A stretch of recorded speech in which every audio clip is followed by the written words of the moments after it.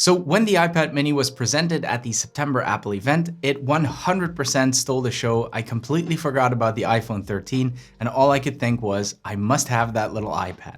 And once it arrived and I started using it, I loved it. And if you've seen my early reviews, you know, they might as well have been love letters to the mini. But now that the honeymoon is over, do I still feel the same way? Let's ramble. Hold up, place go wild when I pull up.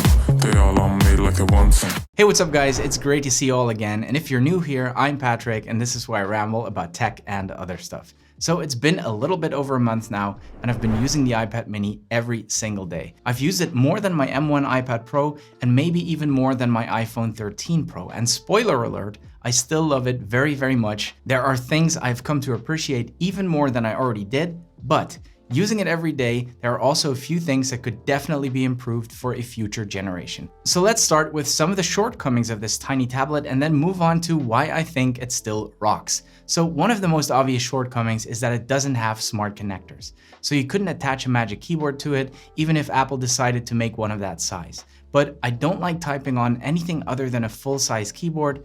And the major appeal of the iPad mini is its size, so you don't want to be attaching large cases, keyboards, or otherwise to this miniature iPad, or it completely defeats the purpose. Besides, this iPad to me is not for typing large amounts of text, but to shoot out the occasional email or to type up a quick note.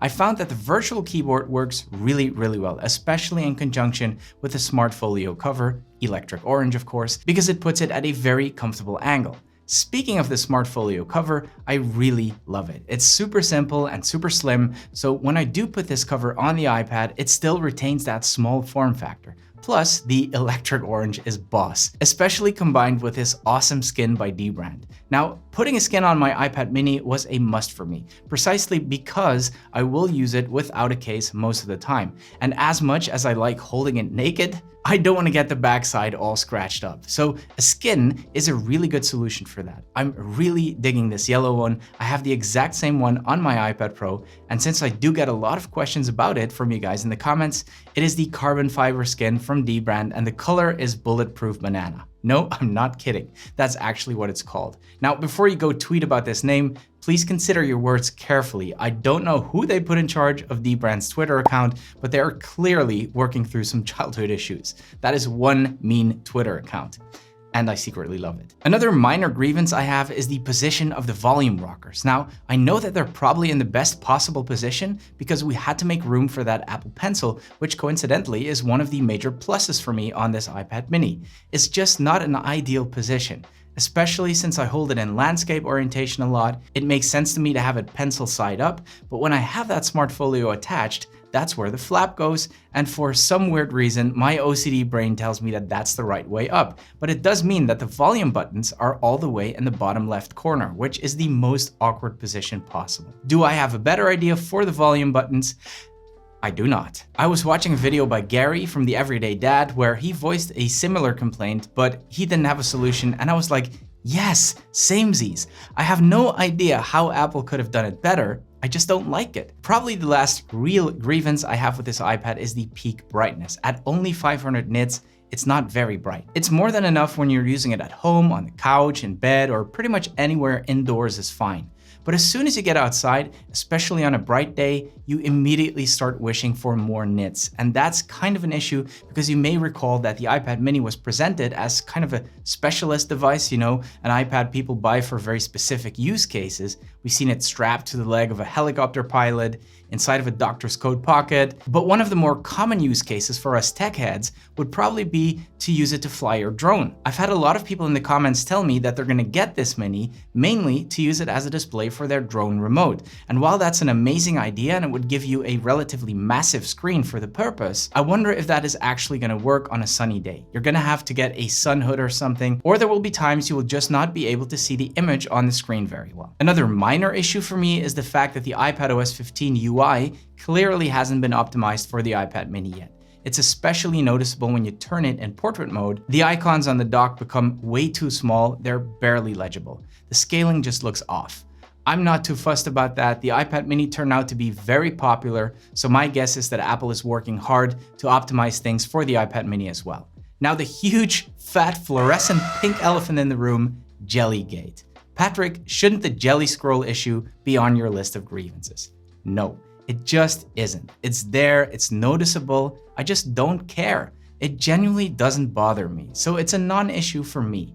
I won't go into detail as to why. I dedicated an entire video on it. I will link to that at the end of this one if you're interested. So now that I picked at everything I could think of that I don't like about this tablet, I can confirm with confidence that I still love it to bits. But before we get into that, please consider hitting that subscribe button. I upload at least twice a week, so plenty of fresh content coming your way. Anyway, the good stuff. This tablet has been the funnest, cutest, most portable, most practical tablet I have used in a long time.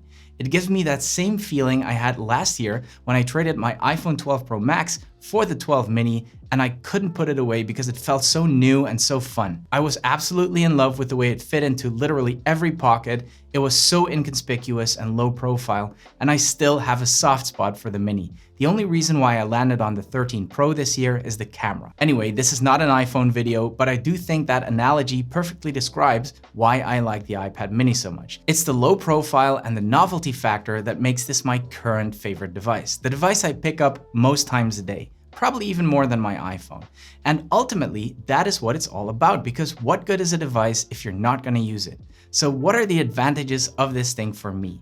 The biggest one is size. It's got the optimal toiletability. If you don't know what that means, I refer back to one of my previous iPad mini videos where we coined this term. It's just super portable and super convenient. Now, the wide angle camera in combination with center stage and that ultra portability also makes this device great for video calls. You can hold it up like this for 10 minutes, no problem. You're not gonna do that with an iPad Pro. And the iPhone, in my opinion, is just a little bit too small to make decent video calls, which makes this iPad mini hit that sweet spot multiple times. The same form factor combined with a pretty awesome screen also makes this a superb gaming device. I'm not much of a gamer myself, but the fact that this iPad is so light and it's so easy to play it handheld made me want to download a couple of games and get back into it.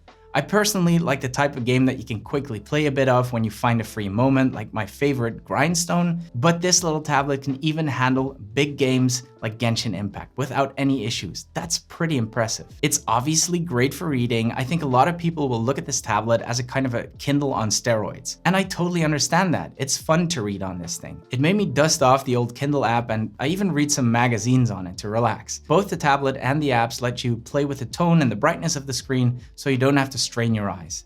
And last, but certainly not least, this is an amazing note-taking device. I love taking notes on my M1 iPad Pro, but it's quite big and heavy, so you're not gonna whip it out at a meeting to just jot down a quick note. But this iPad mini, I will totally grab for a quick note. It's very inconspicuous, so I don't feel that it forms any kind of barrier between the person I'm meeting and myself. And I do feel that barrier when I'm using larger devices. This iPad mini, because of its size, looks and feels like a notepad, and I think it's totally acceptable at a meeting. Nobody will get offended or distracted when you're using it. And the fact that I can use one Apple Pencil between my iPads, all it takes to pair is simply snapping it from one device to the next, is amazing. So to me, despite some flaws, I think this iPad mini is a great all-rounder. A surprisingly powerful little tablet that you will use all the time because it's just so darn convenient.